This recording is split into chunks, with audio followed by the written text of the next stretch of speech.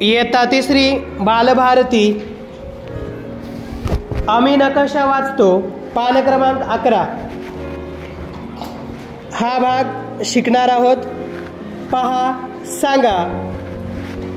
तर या ठिकाणी तुम्हाला एक चित्र दिसत आहे. हे चित्र तुम्हाला पाहायचे आहे आणि सांगायचे आहे. तुम्हाला विचारलेल्या प्रश्नांची उत्तरे सांगता आली पाहिजेत. यामधूनच तुम्हाला हा नकाशा समजतो. तर हे चित्र एका गावाचे आहे. या चित्राच्या मदतीने आपण गावाचा नकाशा सुद्धा तयार करू शकतो. तुम्ही सुद्धा आपण राहत असलेल्या ठिकाणाचा नकाशा तयार करू शकता. आता यासाठी आपणास नकाशा समजणे आवश्यक आहे. नकाशात सर्वात महत्त्वाची गोष्ट कोणती असते? दिशा. तर या नकाशामध्ये दिशा समजून घ्यावे लागतात.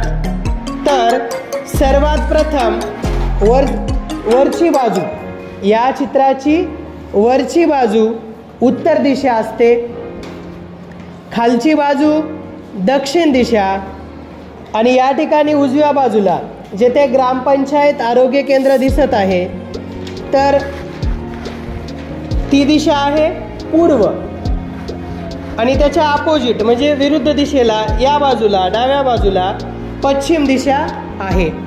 तर चारही दिशा तुम्हाला समजल्या. तर आता आपण चित्राचे वर्णन पाहूयात. हे चित्र एका गावाचे आहे. तर या ठिकाणी खाली म्हणजेच दक्षिण दिशेस बस स्थानक दिसत आहे. येथे एक बस थांबलेली दिसत आहे, आणि हा जो रस्ता दिसतोय तो या गावाचा मुख्य रस्ता आहे. रस्त्याच्या वर उत्तरेकडे गावाचा काही भाग दिसत आहे. तुम्हाला गाव दिसत आहे. तसेच खालच्या बाजूला सुद्धा गावाचा काही भाग दिसतोय, म्हणजे या रस्त्याच्या खालच्या बाजूला सुद्धा गावाचा काही भाग आहे. वरच्या बाजूला व्यक्ती चालताना दिसत आहे. हा गावामधला रस्ता आहे. येथे आरोग्य केंद्र आहे. छोटे छोटे रस्ता दिसत आहे.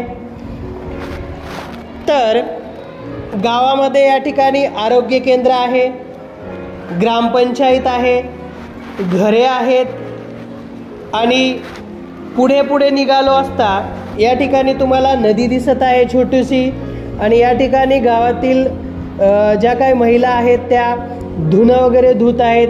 आणि पुढे गेल्यानंतर त्या पुलावरून गेल्यानंतर इथे एक शेतकरी बैलगाडी घेऊन जाताना दिसतोय, आणि शाळा पण दिसत आहे.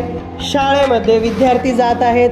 शाळेच्या पाठीमागे पाण्याची टाकी सुद्धा आहे, आणि पुढे गेल्यानंतर एक शेतकरी बैलगाडी घेऊन जाताना दिसत आहे.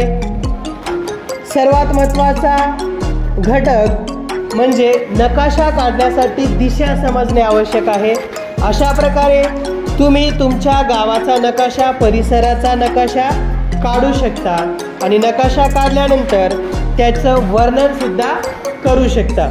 तर या गावाप्रमाणेच तुम्ही सुद्धा तुमच्या परिसराचा नकाशा काढा आणि वर्णन करा.